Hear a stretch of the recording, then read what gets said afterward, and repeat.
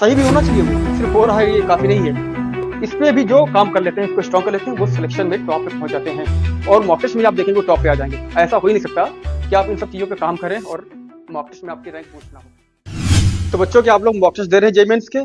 क्या आपके मार्क्स अब इंप्रूव हो रहे हैं? आई थिंक आपके मार्क्स जरूर अब इंप्रूव होने चाहिए।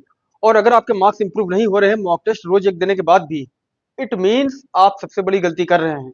आप मॉक टेस्ट को एनालाइज नहीं कर रहे हैं। अगर कर भी रहे हैं तो उसको बस जल्दी जल्दी से देखा, फुर फुर फुर फुर बस रख दिया, हो गया। ऐसे काम नहीं चलेगा।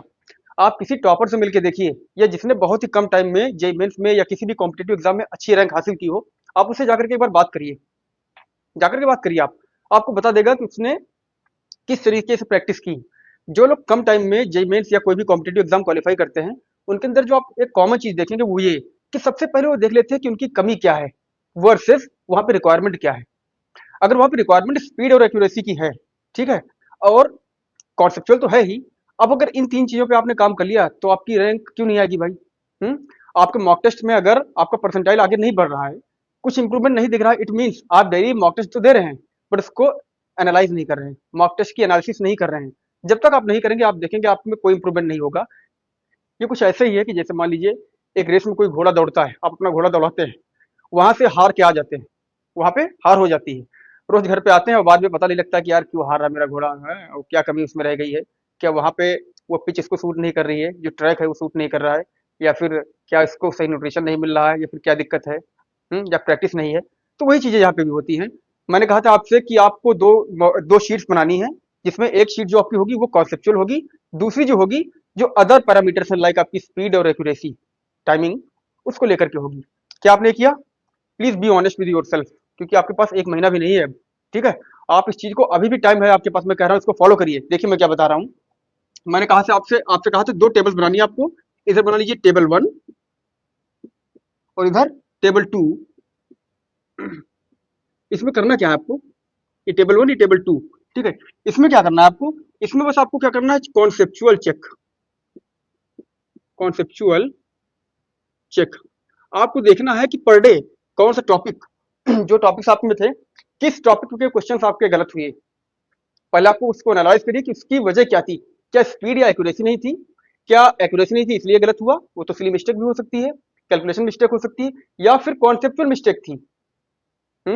अगर उसमें कॉन्सेप्चुअल मिस्टेक है तो आपका वो क्वेश्चन इस कैटेगरी में लाई करता है।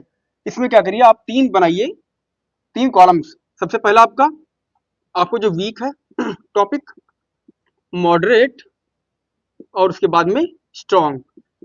जो आप क्वेश्चन बहुत कम टाइम में करते रहो, जितना रिक्वायरमेंट है, मान लीजिए 2.5 2.4 मिनट्स जो है आपका एवरेज टाइम होता है जेईई मेंस का क्वेश्चन करने के लिए, एक घंटे में 25 क्वेश्चन।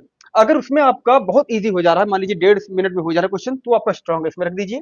अगर एक्यूरेट टाइम में हो रहा है यानी 2.4 या 2.5 मिनट्स में हो रहा है, तो आपका मॉडरेट में आ रहा है। सही भी होना चाहिए, वो सिर्फ हो रहा है ये काफी नहीं है। उसके बाद में आपका अगर वीक है या गलत भी हो रहा है या बहुत टाइम ले रहा है, तो आपका वीक सेक्शन में आ गया, ठीक है? इसमें रख दिया आपने उसको, उसकी आप प्रैक्टिस करेंगे। दूसरी चीज, अगर आपका उसमें फ्री मिस्टेक हुई है, लाइक उसमें आपकी जो गलतियां हो सकती है वो कुछ इस तरीके से हो सकती है, कैलकुलेशन मिस्टेक, कैलकुलेशन मिस्टेक, ठीक है?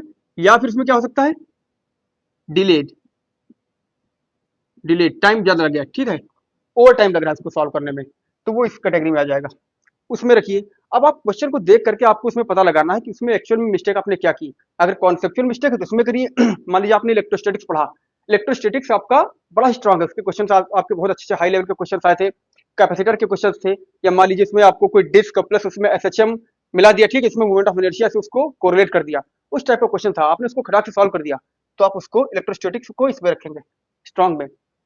वहीं पे मान लीजिए आपका रोटेशनल डायनामिक्स का कोई क्वेश्चन था, रोटेशनल मैकेनिक्स का, उसमें आपने कुछ गलती कर दी, ठीक है, किस पॉइंट पे गलती की वो भी आपको लिखना है इसमें।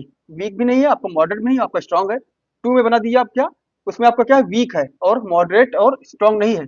इसमें कौन सा टॉपिक था, इलेक्ट्रोस्टैटिक का, कोई भी बना लीजिए, मान लीजिए कैपेसिटर से रिलेटेड कुछ था, आप यहाँ पे लिख दीजिए कैपेसिटर, और पर्टिकुलर पॉइंट लिखिए जो पॉइंट था आपका, उसमें कहाँ पे आपने गलती की, ये कॉन्सेप्चुअल। और फिर उस पर आपको काम करना है, ऐसा नहीं कि बस आपने गलतियां पता कर ली आप बैठ गए, हाँ भाई मेरा ये कैपेसिटर यार वीक है इसमें नहीं हो रहा है, उस पर काम करना है, तभी नेक्स्ट आपको मॉक टेस्ट देना है। क्योंकि आपको रोज एक मॉक टेस्ट देना ही है, यानी कि इसको आपको उसी दिन नाइट में कर ही लेना है, पूरे दिन में किसी भी टाइम पे, ठीक है? ऐसे ही बाद में आप उसमें देखिए अभी भी क्या, नेक्स्ट मॉक टेस्ट में आप एनालाइज करिए कि पिछले मॉक टेस्ट में जो आपने क्वेश्चन सॉल्व किए थे जिसमें आपकी ये वीक पॉइंट्स थे, क्या उसमें अभी भी कैलकुलेशन या डिले हो रहा है, कैलकुलेशन मिस्टेक या फिर डिले हो रहा है? अगर हो रहा है तब वो क्वेश्चन आपका यहाँ से उठ के इस कैटेगरी में आ गया। ठीक है, ये कॉम्प्लेक्स नहीं, इसको थोड़ा आसानी से समझिए। इस कैटेगरी में आ गया, यानी कि अब उसमें अभी आपको ये चीजें करनी है जो कि बहुत ऑब्वियस है। जब आपका क्वेश्चन कोई इसमें आप इसको जब विन कर लेंगे, यहाँ पे आप कम कर लेंगे, उसके बाद में यहाँ पे आएगा। क्यों? क्योंकि आपके पास सफिशिएंट टाइम है ही नहीं कि क्वेश्चन आप प्रैक्टिस करें। तो ऑब्वियसली जब इसमें कुछ आपका वीक था, यानी आपको भी उसमें कॉन्सेप्ट तो आपका स्ट्रांग ही नहीं था, लेकिन फिर भी आपने उसको करके कॉन्सेप्ट स्ट्रांग कर लिया। अब उसमें प्रैक्टिस करने के लिए 2-3 दिन चाहिए, वो तो है नहीं आपके पास, तो उसी दिन आपको करना है। उसके बाद में इस कैटेगरी में आ जाएगा। इसमें भी जब आप पास कर लें, calculation mistake no, delay no, तब आपका आ जाएगा ऑन टाइम में, वो करेक्ट हो गया। अब ये टॉपिक आपका स्ट्रांग हो गया। ऐसे ही सारे टॉपिक्स में करने हैं, पर डे आपको करना है। जितने भी आपके वीक टॉपिक्स है, चाहे 10 हो, प्लीज उस पर काम करना ही है आपको। ये नहीं कि आप 2-3 कर लिया और सेटिस्फाई हो गए, चलो आज कुछ तो किया, नहीं। आप कुछ तो के लिए कोई गुंजाइश नहीं है, आपके टाइम 1 महीने से भी कम है। अगर आप इस पे काम करते हैं तो फिर देखिए आपका रिजल्ट मिलेगा जरूर। ठीक है, पिछले वीडियो में जो मैंने चीज आपको बताई थी, उसमें ये सारी चीजें भी थी, इंक्लूडेड थी, बस शॉर्ट फॉर्म में थी। ये आपको समझना था। मैंने आपसे कहा ही था कि क्वेश्चन सॉल्व करने के बाद में, मॉक टेस्ट सॉल्व करने के बाद में आपको उसका एनालिसिस करना ही है। जब मैंने कहा था एनालिसिस करना है, तो मेरा मतलब इन्हीं सब चीजों से था। आई होप ये चीज आपको क्लियर है। इसको करिए, कमेंट में बताइए कि आप ये मिस्टेक कर रहे हैं या फिर इन मिस्टेक से आप ऊपर निकल चुके हैं। अगर इन मिस्टेक्स को करने आप अवॉइड कर रहे हैं, कोई मिस्टेक आपसे नहीं हो रही है, इट मीन्स कहीं ना कहीं आपसे इसमें गलती हो रही होगी। मेजोरिटी ऑफ द बच्चे जो बहुत सीरियस होते हैं, काफी अच्छे बच्चे होते हैं, वो बहुत मेहनत करते हैं, लेकिन यहाँ पे मात खाते हैं। इस पे भी जो काम कर लेते हैं, इसको स्ट्रॉन्ग कर लेते हैं, वो सिलेक्शन में टॉप पे पहुंच जाते हैं। और मॉक टेस्ट में आप देखेंगे वो टॉप पे आ जाएंगे। ऐसा हो ही नहीं सकता कि आप इन सब चीजों पे काम करें और मॉक टेस्ट में आपकी रैंक बूस्ट ना हो। ठीक है, सो ऑल द बेस्ट मेरे बच्चों, and please subscribe the channel Prayogshala, और please share this video to your friends जो आपको लगता है कि स्टक है कहीं पे। इस वीडियो से आप उनकी हेल्प कर सकते हैं। Thank you.